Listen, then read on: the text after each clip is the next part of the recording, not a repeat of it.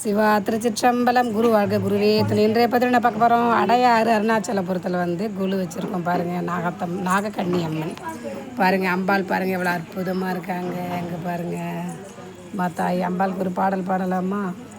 கற்பூர நாயகியே கனகவல்லி காளி மகமாயி கருமாரியம்மா கருமாரியம்மா, நெற்றியில் குங்குமமே நிறைய வேண்டும் அம்மா, நெஞ்சில் உன் திருநாமம் வழிய வேண்டும், கற்றதெல்லாம் மென்மேலும் பெருக வேண்டும், கவிதையிலே உன் நாமம் உருக வேண்டும் அம்மா. கற்பூர நாயகியே கனகவல்லி காளி மகமாயி கருமாரியம்மா கருமாரியம்மா.